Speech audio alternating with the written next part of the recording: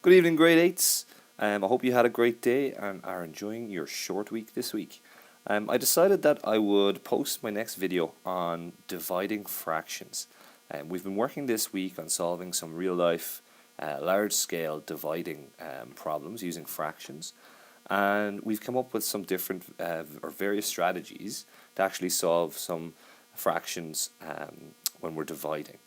One of our main strategies we came up with was if you're given, like in this question, 3/5 divided by a half, what we actually are doing is 3/5 and we're actually multiplying by the reciprocal of this second fraction, or the reciprocal of a half. So really we're multiplying by 2.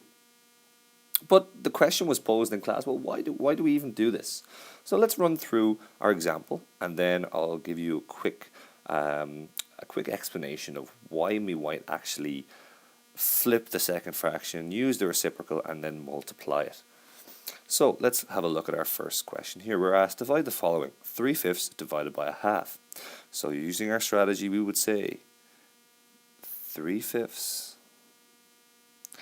And instead of dividing by a half, we would multiply by its reciprocal, which would be 2/1. Using our strategy for multiplication, we know that the multiplication answer is going to be the denominator by the denominator and the numerator by the numerator. So we would have 3 times 2 equals 6, and 5 times 1 equals 5. If we wanted our answer is as a mixed fraction, because right now it's an improper fraction, we would divide 5 into 6. So 5 would go into 6 one time, and we would have 1/5 left over. So our answer would be 1 and 1 over 5. So I'll just write it down here. Equals 1 and 1 over 5. So that's our quick strategy, one of our methods for solving division, dividing of fractions. But some people may ask, yeah, why do we do this multiplication? Or I can't quite get my head around it. So I'm going to hopefully try and explain a little clearer by using an example or so.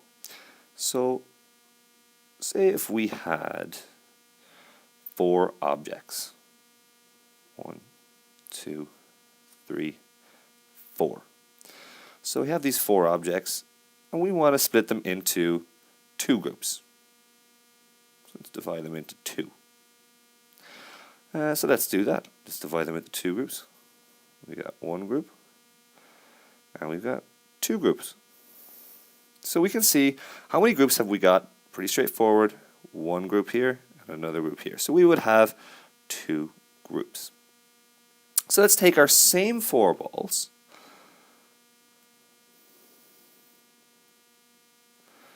and this time we want to divide it by half.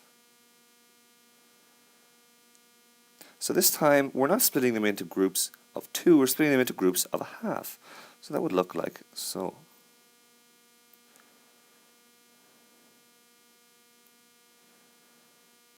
You can see the pattern.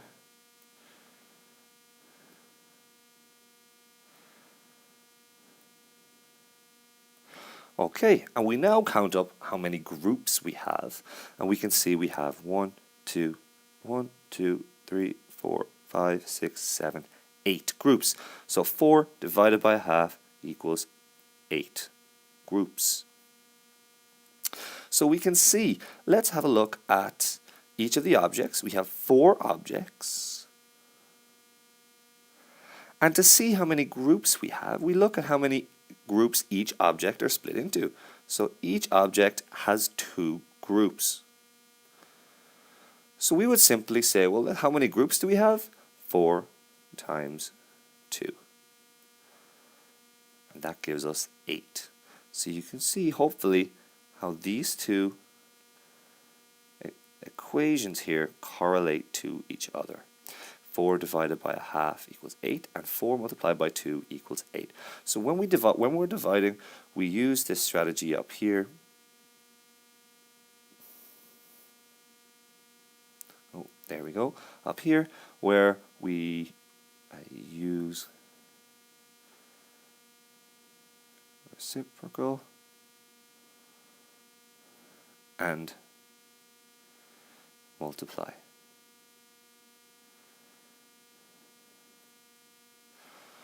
Okay, well, I hope you enjoyed today's quick review.